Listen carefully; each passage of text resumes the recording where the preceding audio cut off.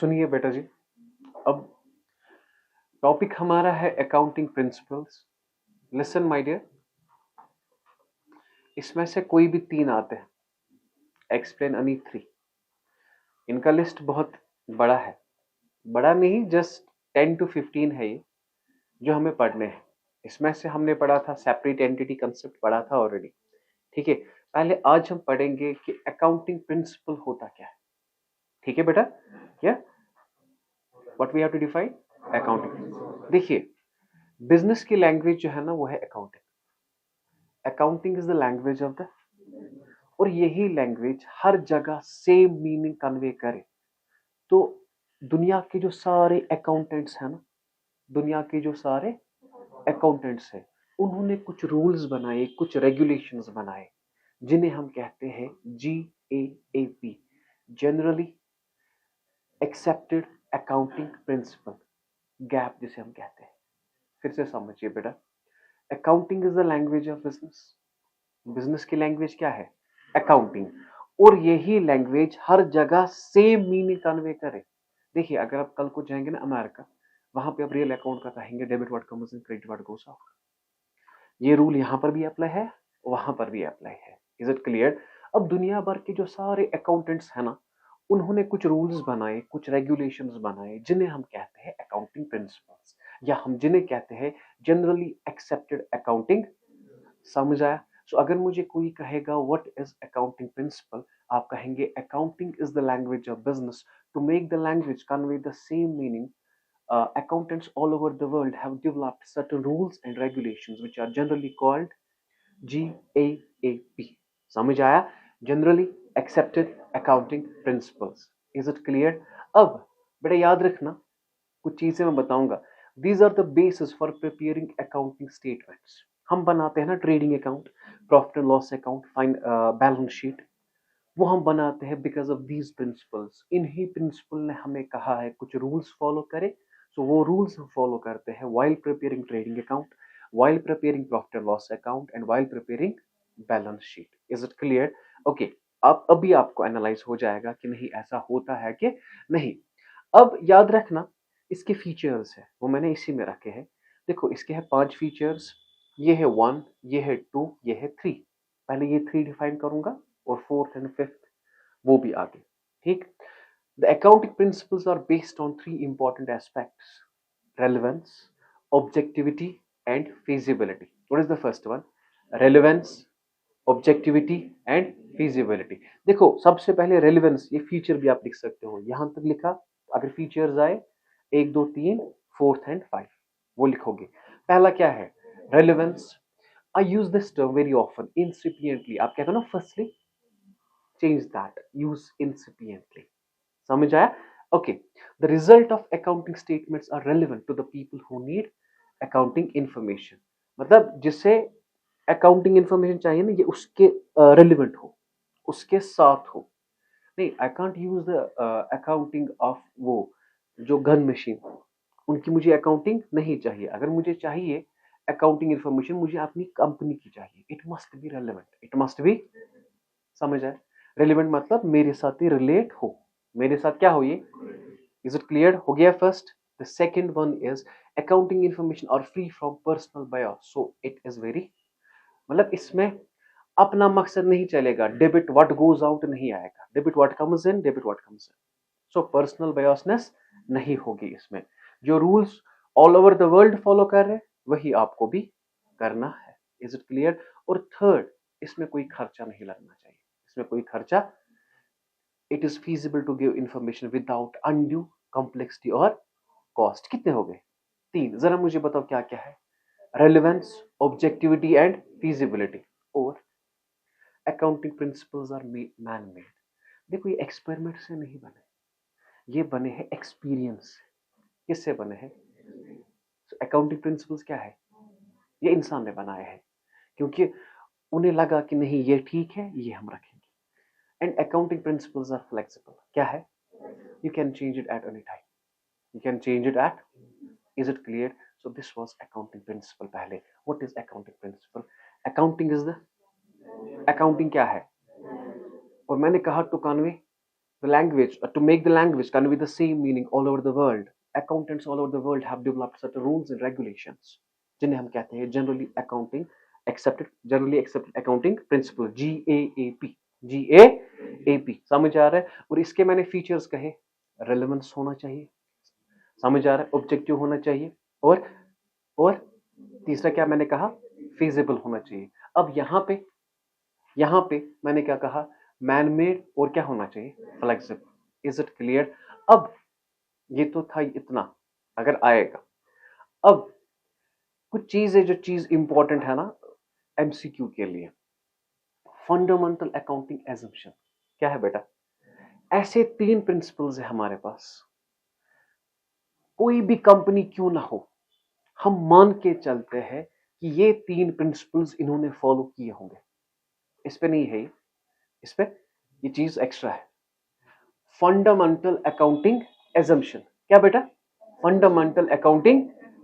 Sir मतलब अगर मैं देखूंगा ना जेके बैंक, तो मेरे दिमाग में आएगा कि इन्होंने 3 रूल्स फॉलो किए होंगे। वो 3 रूल्स क्या है? वो ये है, going concern, consistency and accrual concept. इन्होंने ये फॉलो, मतलब मुझे ये मानना ही मानना है। हाँ अलबत्ता अगर इन्होंने ये फॉलो नहीं किया होगा, इन्हें रीजन बताना है हमने क्यों फॉलो नहीं किया। समझ आया? कौन से ऐसे 3 है? Going concern, consistency and accrual concept. क्या बेटा? कौन कौन सा हमने पढ़ा है? गोइंग कंसर्न पढ़ा है ना, business will exist for an indefinite period of time, याद है? ओके अगर नहीं तो हमने एक वीडियो बनाया था ऑलरेडी इसका, तो वहां पे है गोइंग कंसर्न। मगर ये नहीं पढ़ा है, ये नहीं पढ़ा है, आज के आज हम सारा पढ़ेंगे।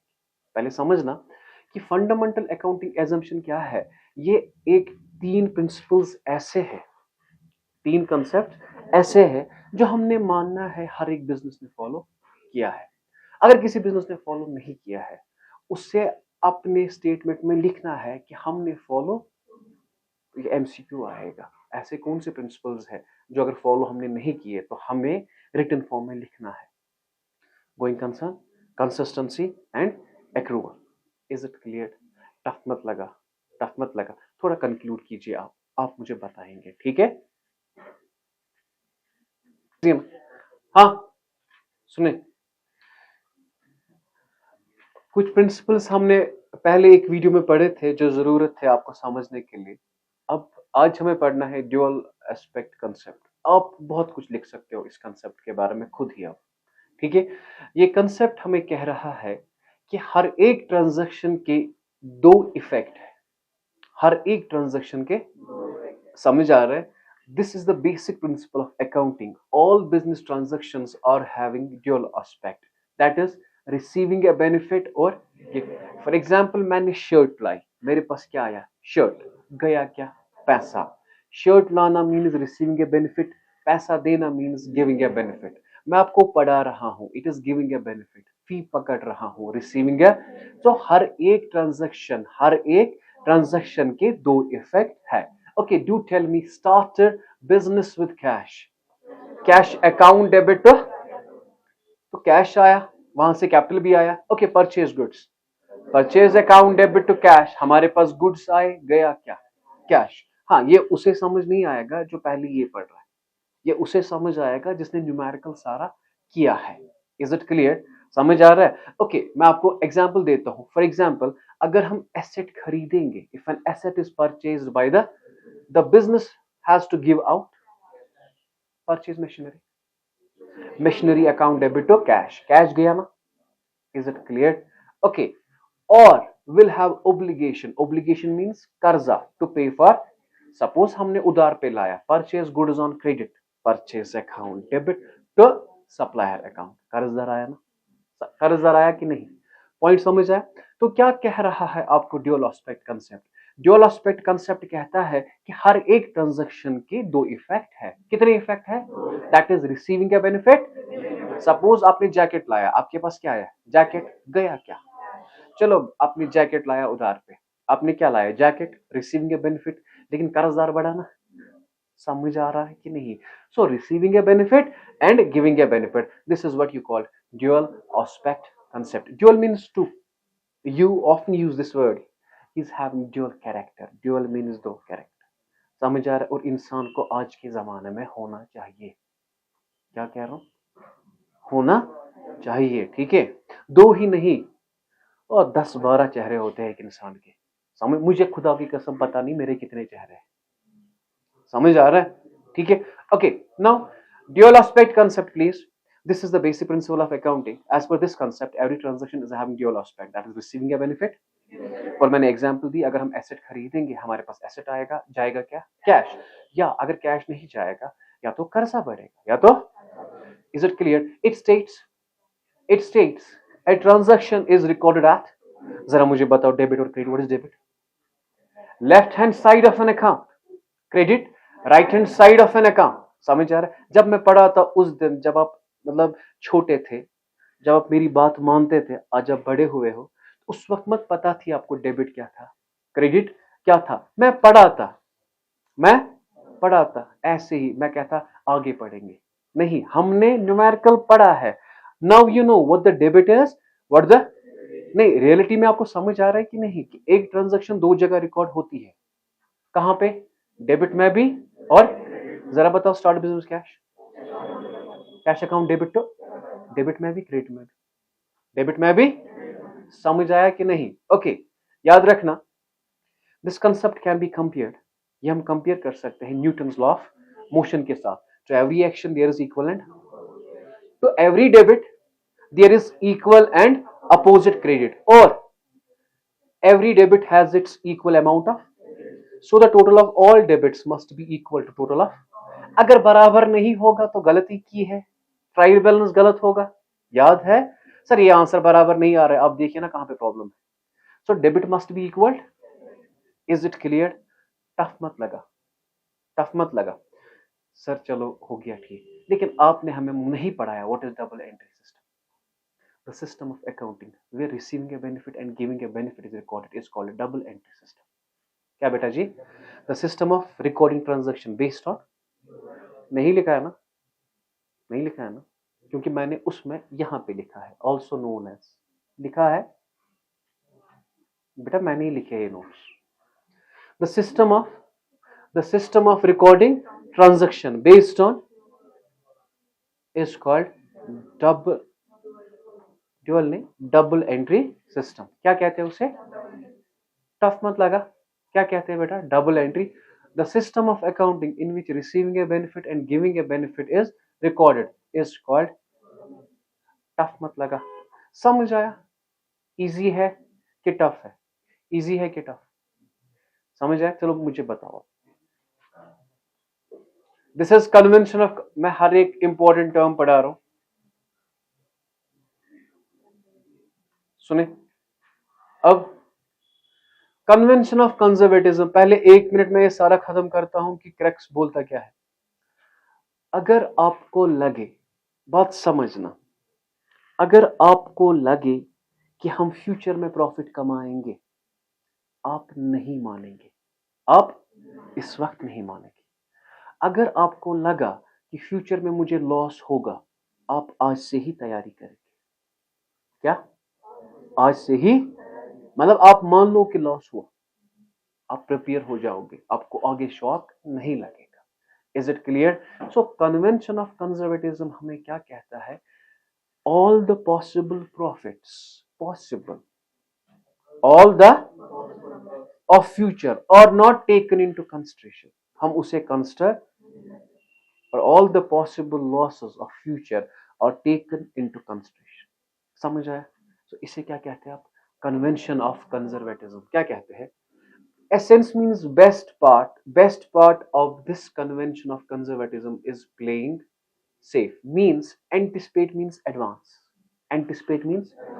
advance no profit, एडवांस में आप प्रॉफिट नहीं मानेंगे, लेकिन बट प्रोवाइड फॉर ऑल, अगर आपको एडवांस में लगा कि हम प्रॉफिट कमाएंगे, हम प्रॉफिट, समझ आए, अगर आपको एडवांस में लगा कि हम प्रॉफिट कमाएंगे, नहीं मानिए, हाँ अलबत्ता अगर आपको लगा कि लॉस होगा, आप मानिए, अब सिंपल वर्ड्स में, as per this convention, as per all possible losses are to B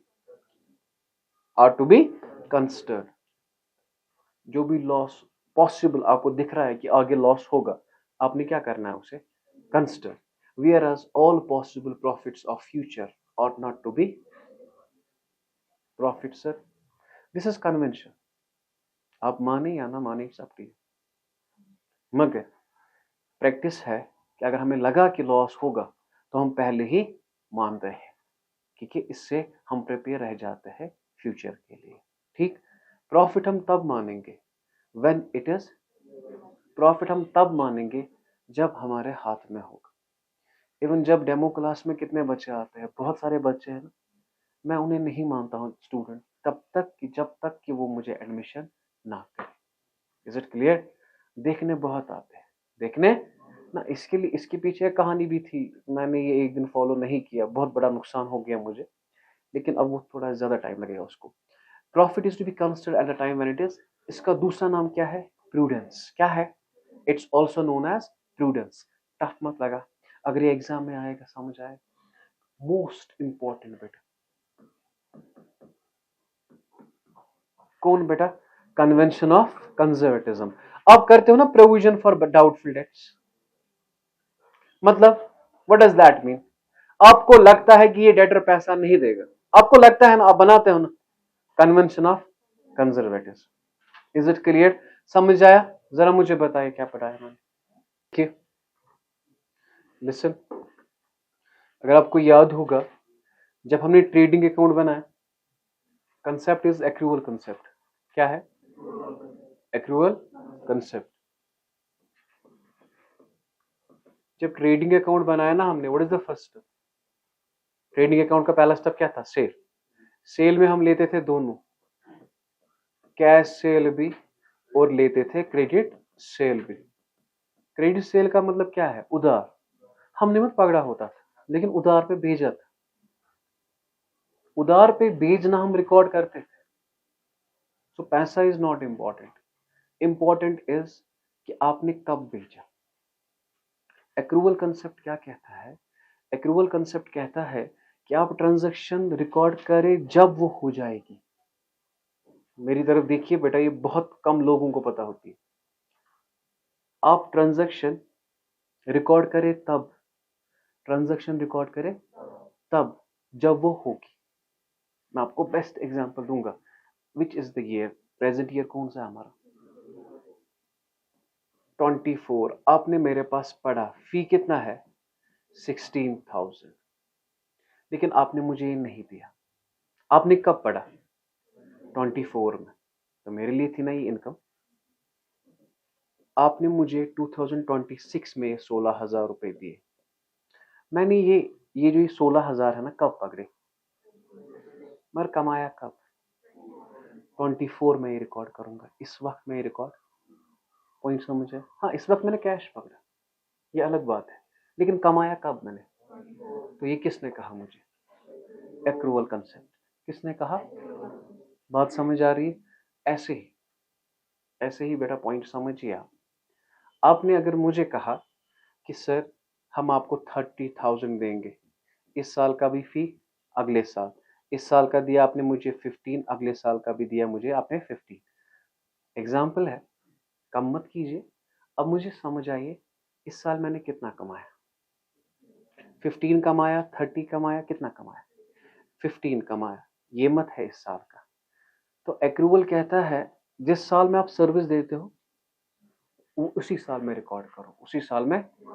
देखो पहले, as per accrual concept, transactions are recorded when they occur, not when the related payments are received or change हुआ है, ताकि easy लगे आपको। क्या कह रहा हूं? जब ट्रांजैक्शन होगी उसी दिन रिकॉर्ड करें, उसी दिन, ना कि उस दिन जब आप पैसा पकड़ोगे या दोगे। इजी है? एक्रूवल कंसेप्ट समझ आया? हाँ, in other words, simple words में, it is a concept, it is a which states that income is recognized before payment is and expenses are recognized before they are। आपको पता है मैंने फी कब आपका पकड़ा? मई में। मैंने अभी भी नहीं कमाया, अगर परसों हो जाएगा ना सिलेबस कंप्लीट, मैं कमाऊंगा। Is it clear? मैं कमाऊंगा। ठीक है, तो एक्रूवल कंसेप्ट क्या कहता है कि जब ट्रांजैक्शन होगी उस वक्त रिकॉर्ड करें, ना कि जब आप पैसा पकड़ो। चलो आप मुझे समझाइए, आपने मुझे इसी साल दिया 12th का फी, क्या मैंने वो कमाया? इस साल में वो रिकॉर्ड नहीं करूंगा, इसीलिए एडवांस होता है माइनस। क्या होता है? प्रैक्टिकली किया है कि नहीं? हाँ, आउटस्टैंडिंग होता है ना इस साल का, इसीलिए होता है एड। इसीलिए क्या होता है? समझ आ रहा है? नहीं, पहले मैं ये मत कह सकता था, इस वक्त कह सकता हूं। एक्रूवल कंसेप्ट बहुत कम लोगों को पता होती है। एक्रूवल कंसेप्ट हमें ये कहता है कि आप ट्रांजैक्शन तब रिकॉर्ड करें जब ये हो जाएगी, जब ये, इज इट क्लियर? यहां पे मुझे बताइए, आपने कब पढ़ा? 24 में। फी कब दिया? तो आपने बेनिफिट कब उठाया? 24 में। तो मैंने कमाया था ये 24 में, तो 24 में हम रिकॉर्ड करेंगे। कब रिकॉर्ड करेंगे? Is it clear? अब एग्जाम्पल समझिए, बहुत अच्छी एग्जाम्पल मैंने बनाई है। Sold goods on 1st December 23 for, बात समझना बेटा, मैंने गुड्स कब भेजे? 1st December 23 फॉर, और पेमेंट मैंने पकड़ी नेक्स्ट ईयर 24 में। पेमेंट कब पकड़ी? अब मुझे बताओ, जब मैं ये सेल लिखूंगा ना, मैं सेल लिखूंगा 23 की 24 की। 24 में पैसा पकड़ा, 23 में सेल की, तो 23 हम लिखेंगे। पॉइंट समझ आया? It will be recorded in. Concept clear? कि टफ लगा? नहीं, समझ आया कि नहीं? और याद रखना, ये जो एक्रूवल है ना, आगे जाके आपको आपको लगेगा सर इस कंसेप्ट और इस कंसेप्ट में क्या फर्क है? फर्क है, वो बताऊंगा। ये रिलेट है रेवेन्यू के साथ भी और एक्सपेंस के साथ भी। किसके साथ भी? रेवेन्यू के साथ भी। कि नहीं समझ आया? किसके साथ है? रेवेन्यू के साथ भी होता है, मतलब इनकम के साथ भी और खर्चों के साथ भी। Is it clear? टफ मत लगा? अच्छा, it states cash is not important for a transaction. What is the important? The accounting period in which transaction is easy. Tough मत लगा? अब मुझे बताओ, नोट्स पे इजी है कि यहाँ पे इजी है? यहाँ पे इजी है। आज समझ आ रहा है? इस पे वर्क किया है, इस पे टफ मत लगा? टफ मत लगा बेटा जी? ओके, अब एग्जाम्पल सुनिए, मैं आपको समझाऊंगा। ये इतनी जो दंदल है ना जो मैंने बनाई है, एक एम्प्लॉई है, एक, हमने सैलरी उसको देनी है 6 लाख रुपीस। कितनी? सो इन द ईयर 2022, ठीक है। अब इसने इस साल काम किया, सैलरी क्या थी? 6 लाख पूरे साल, ठीक है।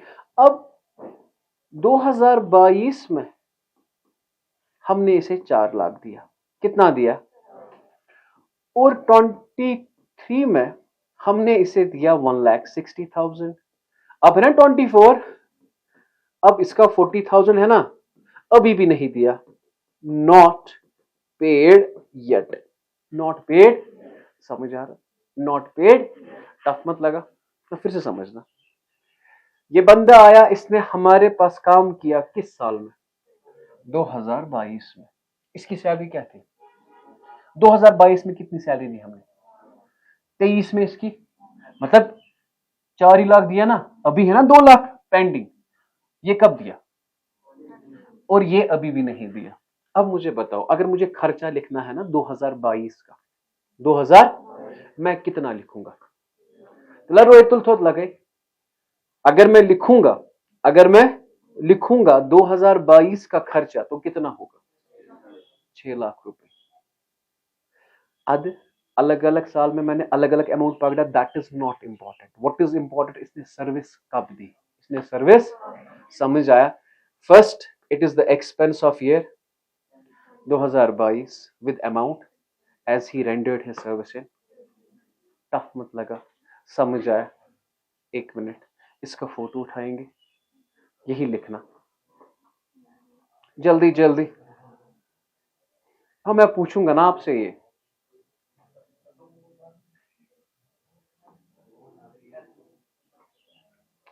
ठीक, अब यहां से, हाँ, ये भी उठाए।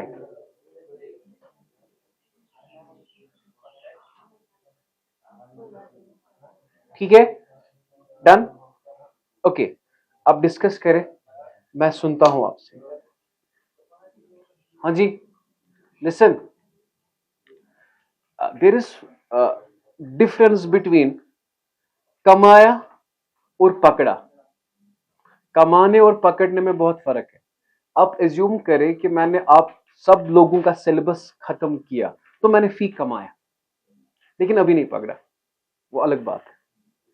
हाँ, अगर मैंने पकड़ा, अभी सिलेबस कवर नहीं किया, पैसा पकड़ा पर कमाया नहीं, तो रेवेन्यू रियलाइजेशन कंसेप्ट है ना, ये सिर्फ रेवेन्यू के बारे में बात करता है, ये एक्रूवल का ही है पार्ट।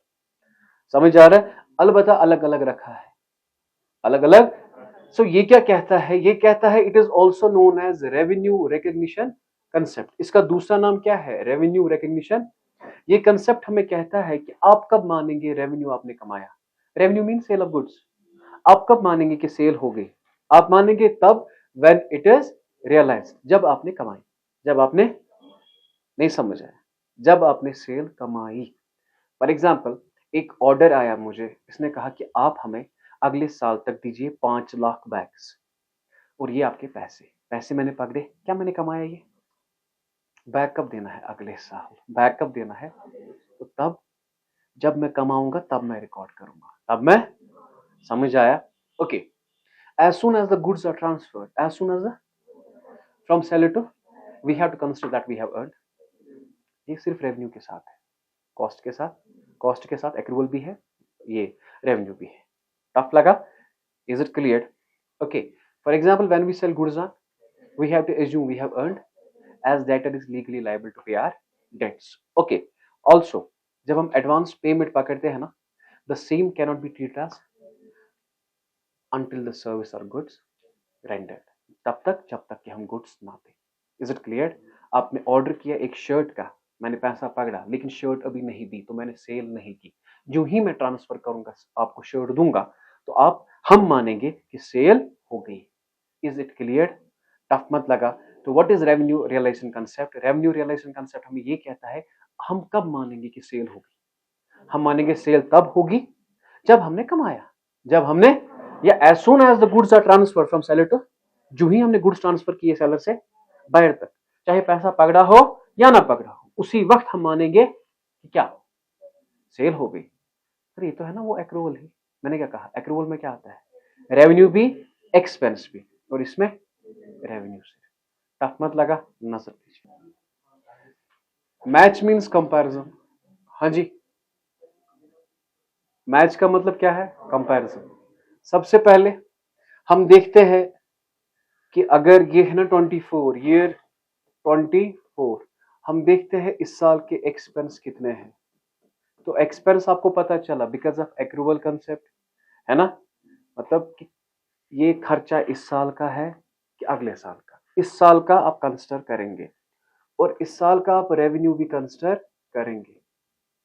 सो रेवेन्यू भी आप कंसिडर करेंगे, यू नो, ठीक। तो अगर इस साल का रेवेन्यू है 100 रुपए, इस साल का खर्चा है 80, तो यू गेट योर प्रॉफिट। ये हमें कहता है इस साल का खर्चा, इस साल की इनकम इस साल के खर्चे के साथ कंपेयर करें और फिर प्रॉफिट ढूंढें, और फिर मैचिंग कंसेप्ट। हाँ, समझ आ रहा है? फॉर एग्जाम्पल, आप समझिए मैंने इस साल 10 लाख की गाड़ी लाई, क्या ये सिर्फ इस साल का खर्चा है? ये मत 1 साल का खर्चा है, इसमें बहुत टाइम लगेगा। चलो हम गाड़ी नहीं लेंगे, गाड़ी की डेप्रिसिएशन लेंगे। फिर से बताओ, गाड़ी नहीं लेंगे, गाड़ी की डेप्रिसिएशन लेंगे। क्या? गाड़ी नहीं लेंगे, गाड़ी की क्या लेंगे? टफ लगा? Is it clear? समझ आ रहा है? सपोज गाड़ी हमने लाई 10 लाख की, और इसकी लाइफ है 10 इयर्स, तो इस साल का खर्चा होगा सिर्फ 1 लाख। समझ आ रहा है? क्योंकि 1 लाख इंटू 10 होगा 10 लाख। बात समझे? Okay. As per this concept, listen, the expense of an accounting period, expense of an, अब एक्सपेंस कैसे है उसके लिए आपके पास कंसेप्ट है। एक्रूवल कंसेप्ट, क्या ये इस साल का खर्चा है कि नहीं? अब इस साल का खर्चा और matched, matched means compared with related revenue के साथ, चाहे पैसा पकड़ा हो या नहीं पकड़ा हो, Is it clear? First, revenue should be recognized and cost incurred for generating, ये है ना expense. टफ लगा जब उस वक्त समझ नहीं आया व्हाट इज एक्सपेंस, तो उसके लिए जो खर्चा लगा शुड बी रिकॉग्नाइज्ड ताकि आप जाहिर कर सके नेट प्रॉफिट. हाँ, अगर इतना नहीं लिखना है, सुनो, अगर इतना नहीं लिखना है, as per this concept the expense of an accounting year should be matched with the revenues of that year in order to get net profit. समझ आया? तो अब ये थोड़ा टेक्निकल है लेकिन इम्प्लीकेशन देखिए इसकी. सबसे पहले आप करते हो ना outstanding expense do not paid in wages due add करते थे. समझ आ रहा है क्यों करते थे ऐड? क्योंकि वो इस साल का खर्चा है. इस साल का खर्चा आप दिखाते थे ना वो प्रॉफिट एंड लॉस में. सर वेजेस ड्यू तो लायबिलिटी है लेकिन उसके दो इफेक्ट थे. अगर याद होगा वेजेस ड्यू हम ऐड करते थे क्योंकि वो इस साल का खर्चा था. प्रॉफिट एंड लॉस में दिखाते थे क्यों? ताकि हमें रियल प्रॉफिट पता चले. Is it clear? Outstanding expense do not in paid in cash और शोन इन, आया समझ? दूसरा prepaid expense. Prepaid means advance expense. Prepaid means advance. Advance होता था ना नेक्स्ट ईयर का. और not shown in, sir Allah पाक की कसम दिखाते थे. When you subtract you exclude that item. समझ आया? सर हमने तो दिखाया है ना प्रॉफिट एंड लॉस में, ऐड किया है. क्या किया है? सबट्रैक्ट मतलब इसे आपने कंसिडर नहीं किया है. Closing stock should be carried over to the next period as. इस साल का क्लोजिंग स्टॉक अगले साल का. समझ आ रहा है? इस साल का अगले साल का. समझ आ रहा है? Okay. Income receivable it means income outstanding. Income मतलब income due should be in the and income received in should be, करते थे कि नहीं? Cost of fixed asset is not taken into, लेकिन उसकी डेप्रिसिएशन हम कंसिडर. अब मुझे बताओ अगर मैं ये चीजें पहले दिन पढ़ाऊं ये आ सकता है आपको समझ? मत आ सकता है. हाँ, आप उस वक्त एज्यूम करेंगे. मैं नहीं चाहता, मुझे एजम्पशन में मजा नहीं आता. अगर एजम्पशन में मजा आता तो मैं इस वक्त मेड पढ़ाता, क्योंकि वहां पे एटम एज्यूम करना है, प्रोटॉन न्यूट्रॉन जो कुछ दिखा नहीं मुझे. समझ आ रहा है? ओके. अब अगर ये टफ लगा एग्जाम के लिए, सिंपल सी definition as per this concept the expense of an accounting period shall be matched with the revenues of that period in order to get net profit. Is it clear? थोड़ा बहुत दो लिखना. Outstanding expense are added, advance expense are subtracted. समझ आया कि नहीं? Most important है matching concept. ठीक है, सुने. कंसिस्टेंसी का मतलब है you have to be consistent. अगर आप आज पढ़ रहे हो 5 घंटे, कल भी पढ़े 5 घंटे, उसके बाद भी पढ़े 5 घंटे, या अगर हम आज पढ़ रहे 1 घंटे, कल भी पढ़े 1 घंटे, कल भी. Is it clear? हाँ, बात समझिए. कंसिस्टेंसी कहता है जो तरीका आप इस साल फॉलो करोगे अगले साल भी फॉलो कीजिए, उसके बाद भी फॉलो कीजिए. सर इससे क्या होगा? इससे हमें कंपैरिजन करने में इजी लगेगा. मैं आपको समझाता हूं. ट्राई टू अंडरस्टैंड बेटा. अगर मैंने इस साल रिटन एग्जाम ले लिया ज्यादा, रिटन एग्जाम ले लिए 30, अगले साल भी आपको ले लिए रिटन एग्जाम, क्या ले लिए? रिटन एग्जाम 30, तो मुझे परफॉर्मेंस चेक करने में आसानी हो जाएगी. ठीक है, क्योंकि जो तरीका मैंने 24 में अप्लाई किया वही तरीका मैंने 25 में भी अप्लाई किया. ठीक है. या अगर मैंने इस साल आपका ओरल टेस्ट ज्यादा ले लिया और यहां पे रिटन टेस्ट ले लिया, आई कांट कंपेयर. मैं यहां पे कंपेयर.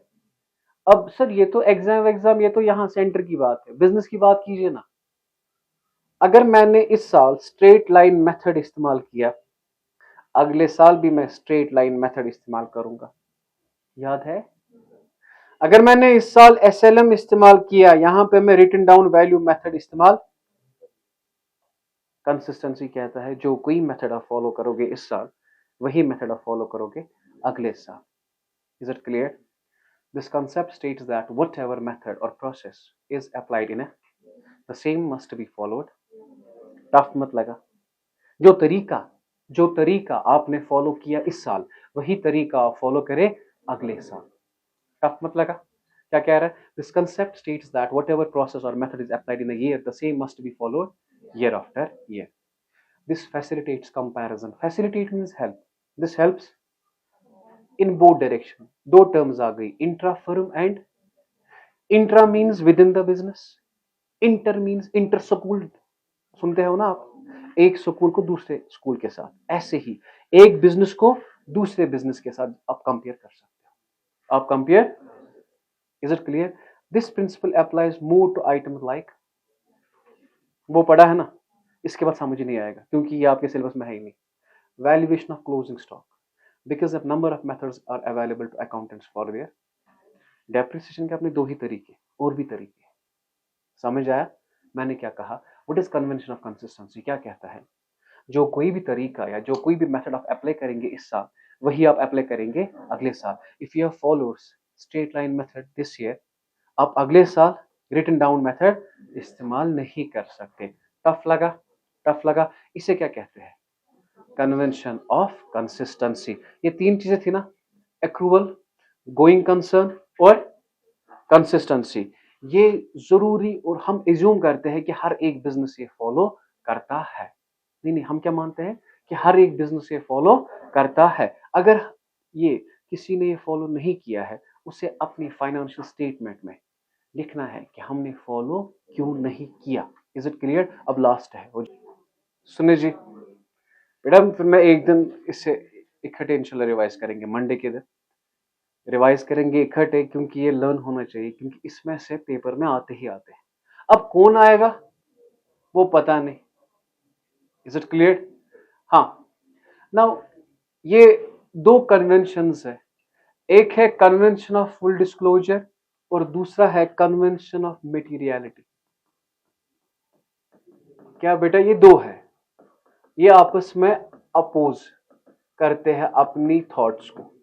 कन्वेंशन ऑफ मेटीरियलिटी, सुने, ये कहता है आप अपनी स्टेटमेंट में चाहे इंपॉर्टेंट हो ना इंपॉर्टेंट हो, सारा दिखाए. Is it clear? The convention of this disclosure requires that all material facts must be, सब कुछ आप दिखाए. जो आपको दिखाना है, मतलब कि जो भी इंफॉर्मेशन है ना बिजनेस के रिलेटेड, वो आप सारी दिखाइए. वो आप, जैसे कि सन्ड्री डेटर, आप हमें ये ना बताइए कि टोटल डेटर कितना है, आप हमें ये बताइए. डेटर होते हैं तीन तरीके के. सुनो, डेटर होते हैं तीन तरीके के. एक होता है गुड, डाउटफुल और बैड. क्या बेटा? Unsecure debtor means bad, unsecure नहीं बैड. गुड मीन्स जो हमें पता है ये पैसा वापस करेंगे. डाउटफुल मीन्स वापस करेंगे, करे कि ना करे पता नहीं. बैड मीन्स ये तो चोर है. गुड, डाउटफुल एंड बैड, ये बहुत, मतलब ये जन्नती लोग होते हैं, मतलब ये पैसा वापस करेंगे. गुड, बैड, इसकी भी अपनी पहचान है भाई, ये पैसा वापस. और तीसरा डाउटफुल का मतलब देंगे कि नहीं, मतलब ये आप समझो आपका दोस्त होता है जिससे आपने उधार दिया होता है, आप उसे मांग ही नहीं पाते पैसा वापस करें. मैं आपको एक स्क्रिप्ट बताऊंगा. अगर मुझे कोई दोस्त कहता है ना मुझे पैसे दीजिए, कल क्यों नहीं कहा? मैंने कल ही वो पैसे उसे लिए. समझ आ रहा है? याद रखना ये चीज, ठीक है? आपको जरूरत लगेगी. Is it clear? इंसान आगे तब जाता है जब वो सीखता है गोल्डन नो. नो सीखना चाहिए. Is it clear? कॉमर्स आपको यही सिखाता है. चलो जरा मुझे बता बेटा जी, आप तो बातें करने लगे हैं. फुल डिस्क्लोजर ने क्या कहा? इंफॉर्मेशन सारी दिखाए. और मेटीरियलिटी ने कहा जो इंपॉर्टेंट है वही दिखाइए। फॉर एग्जाम्पल, आपके पियोन ने 10 रुपया लिया बीड़ी के लिए, वो काहे दिखाएंगे आप? वो मत दिखाए। 5 रुपया लिया इसने लस्सी के लिए, वो काहे दिखाएंगे आप? वो मत दिखाए। Is it clear? नहीं, डिस्क्लोजर ने क्या कहा? सारा दिखाइए। समझ आ रहा है? जो आपको लगता है बिजनेस पे असर डालेगा वो दिखाइए। इनने कहा जो मटेरियल है ना, जो इंपॉर्टेंट है बस वो दिखाइए। Materiality, material means important, material means, इसने कहा इंपॉर्टेंट हो या ना हो आप दिखाए, इसने कहा जो इंपॉर्टेंट है वो दिखाए। सो विद दिस, हाँ, कंसेप्ट एंड कन्वेंशन, कंसेप्ट और ये अलग है, कंसेप्ट और कन्वेंशन अलग है। कन्वेंशन बनता है, आपको पता है कि जब विंटर होता है ना यहाँ पे, हम खाते हैं हुक्सुम, कुछ अलग अलग, यहाँ पे आचार खाते हैं, बहुत सारी चीजें। या कश्मीर में देखिए, यहाँ पे पहले डेजर्ट खाते हैं फिर डिनर करते हैं, मतलब पहले यहाँ पे आपको स्वीट्स देते हैं स्वीट्स फिर खाना। वेस्ट में आप चेक करेंगे, वहां पे पहले खाना फिर स्वीट्स। अलग अलग कस्टम्स, जो रूल्स कस्टम से बने हैं, मतलब कल्चर, उन्हें आप कहेंगे अकाउंटिंग कन्वेंशन। क्या कहेंगे? मैं पढ़ाऊंगा ये आगे। So I hope we have covered the accounting principle. Monday के दिन इंशाल्लाह इसका रिवाइज करेंगे हर एक चीज, ठीक, क्योंकि एग्जाम में आता है।